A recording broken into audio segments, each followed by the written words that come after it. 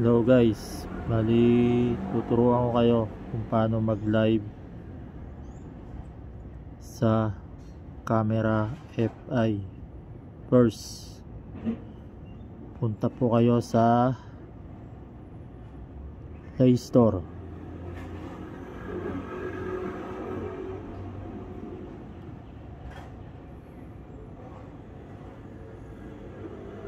Yan po, search nyo po camera FI.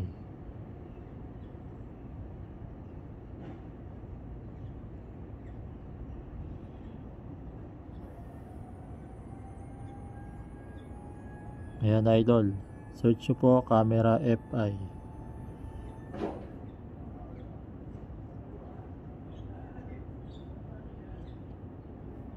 Tapos pag nakita nyo na po yung camera FI live, install nyo po.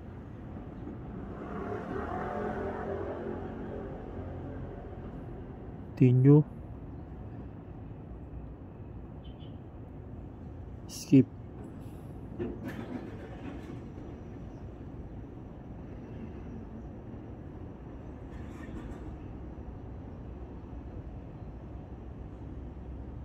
Tapos open nyo po.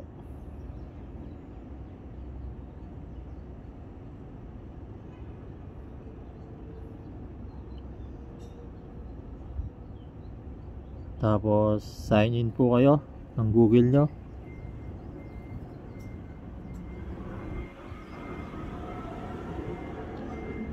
Pindutin nyo po yung no thanks.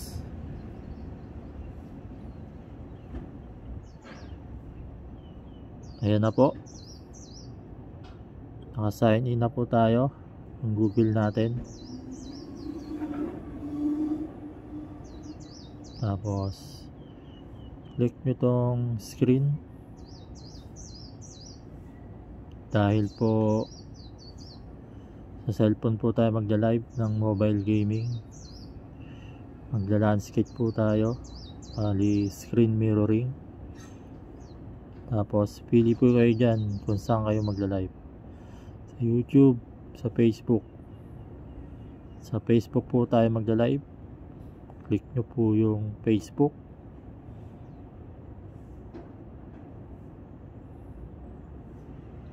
Tapos login nyo po yung account nyo, login nyo po yung account nyo. Yan guys, ganyan. Pag lumabas yan, not now, click nyo yung not now. Tapos pag nalogin nyo na yung ano nyo, Facebook account nyo, continue na lang, continue po. Ayan na po. Tapos lalabas po yung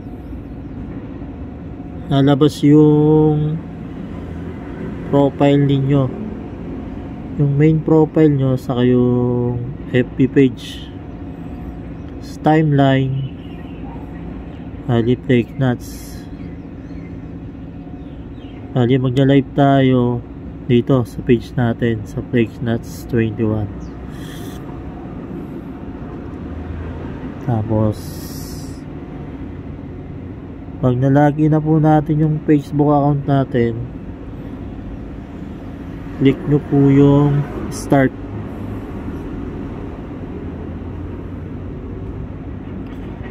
Pag may lumabas na ganyan po, okay nyo lang po.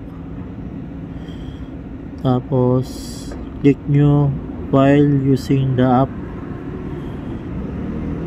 yung record audio while using the app din, click nyo. Tapos click nyo rin po yung connect determine position device, allow nyo po. Tapos camera live to send notification, allow. Tapos access ng photo and video sa device nyo para ma-save, allow nyo rin po. Pag nugat nyan permission, click nyo po yung permission.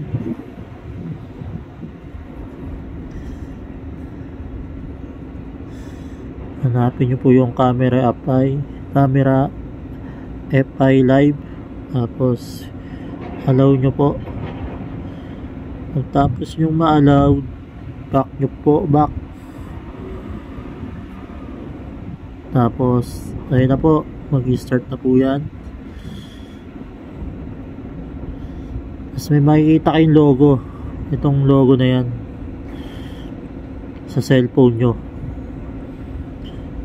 Punta po kayo ng Mobile Legend. Tayo ng Mobile Legend. Click natin tong email natin.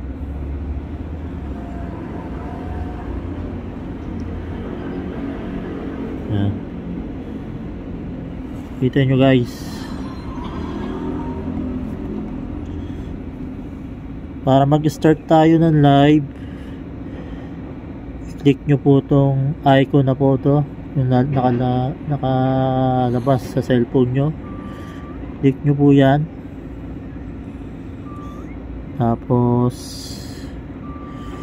ito po yung audio, ito po yung mute. Pag minute nyo yan, wala pong sound. Pwede nyo yan, kaya huwag nyong i-mute yan para may sound. Tapos punta po kayo sa settings.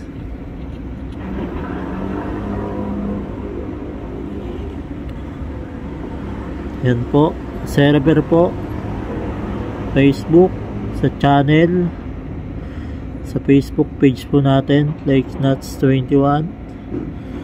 Yan po tayo magla-live. Title, Flexnuts21, pwede nyo baguhin yan. Tapos privacy, naka-public po tayo para nakikita na lahat. Category, baguhin po natin category. Gaming po ang ilalagay natin. Pag na-click na natin yung gaming, okay. Tapos resolution, recommended ko po 720p. Kung naka wifi naman po kayo, pwede nyo pong taasan 1080p, pero sa akin 720 okay na po sa akin. Frame rate 30 fps, goods na po yan. Quality, nasa medium lang po tayo. Kung malakas po ang wifi nyo, pwede pong taasan, pwede nyo i-customize high, ultra high, o mas mataas pa. Recommended ko sa inyo medium. Tapos click nyo po yung save live stream, para pag nagla-live kayo, pagtapos nyo mag-live, masasave nyo yung live nyo. Click nyo yan, i-on nyo. Internal storage. Tapos sa audio naman, pipili po kayo kung mic lang, walang sound, o internal sound lang pero wala kayong mic, walang boses. Pwede rin namang mic kung dalawa, mic and internal sound. Click nyo po yan. Tapos okay nyo po. Tapos pag lumabas yan, internal sound, okay po, okay lang yan. Tapos pag lumabas to, start recording or casting with camera FI, start nyo po. Okay na po yan. Internal volume, click nyo po yung internal sound volume. Todo nyo na po. Para sa akin, todo nyo na 15. Okay. Dynamic text, dynamic image, pwede kayong maglagay. Wag na to, okay na yan.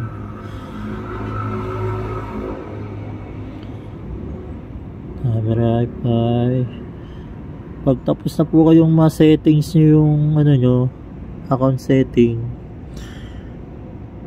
tapos na po, back na po kayo, i-back nyo na. Tapos punta na kayo sa ML.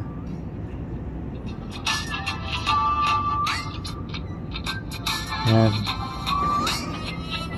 click nyo po yung icon, click nyo po to, click nyo para mag start na kayo ng live. Click nyo yan, click nyo po yung start. Pag click nyo ng start, yan po ang lalabas. Pwede nyong i-edit yan, maglagay kayo ng picture para yung background nyo pag magla-live kayo. Bail, ilagay natin si bail. Privacy, public, resolution 720p, FPS 30 fps, screen, orientation, landscape po. Ayan po, okay na. Pag natapos na yan, create na po tayo. Click nyo yung create. Tapos click nyo na po yung start now.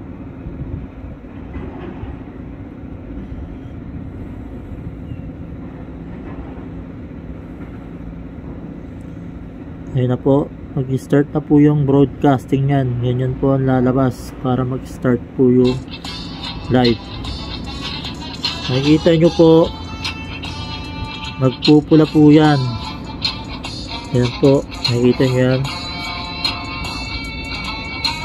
Nag-start na po yung live natin. Tapos kung gusto nyo may camera, open nyo lang po yung camera. Yan po, click nyo po yung camera, tapos lagyan yung X nyo. Yan po, may camera na po. Yan po ang kagandahan, may camera na.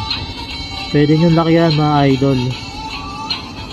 Yan, pwede nyo lagay dito. Sa akin dito ko nilalagay pag nagla-live ako sa Facebook. Start na po yan. Yan po, napakadali po. Napakadali lang po mag-live sa Camera FI. Friendly application to. Pwede kayong mag-live sa Facebook saka YouTube channel. Saka mga idol, follow nyo naman po ang aking TikTok at Facebook at YouTube channel. Take notes. Thank you po para sa more tutorial po. Pag i-stop nyo na po, click nyo lang po itong camera na yan. Pwede nyo pong i-stop. Stop nyo na lang. Tapos, do you want to close live broadcasting? Okay.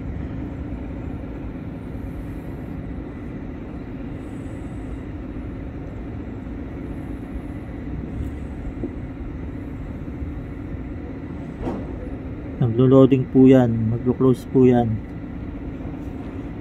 Tapos, pwede nyo pong share yung live nyo.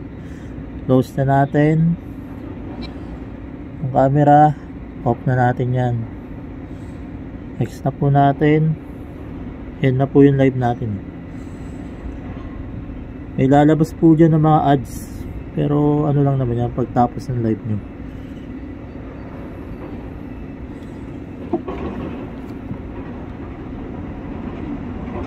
Kasama to sa ano, pagtapos yung mag-live, lalabas po yan mga idol. Ganun lang po kadali. Ito natin. Tapos check natin yung live natin kanina.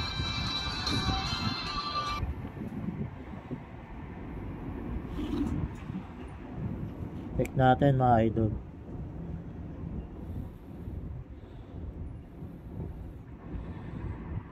Ayan guys, ito po yung Facebook page ko. Ayan guys, TakeNotes21. Follow nyo po ako dyan. Thank you sa suporta.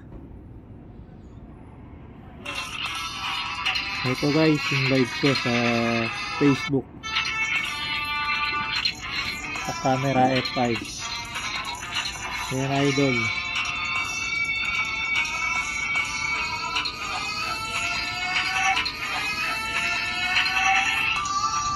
Natin ha. Para makita nyo.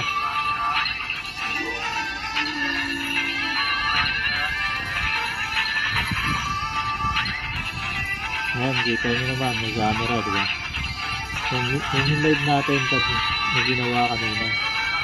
Tutorial. Kaya i-download nyo na sa Play Store. Camera FI Live. Sa Play Store mga lods. Pwede na kayo mag-live sa Facebook at YouTube. Follow nyo na rin ang aking Facebook page, YouTube channel, and TikTok account. Thank you, and maraming salamat sa suporta.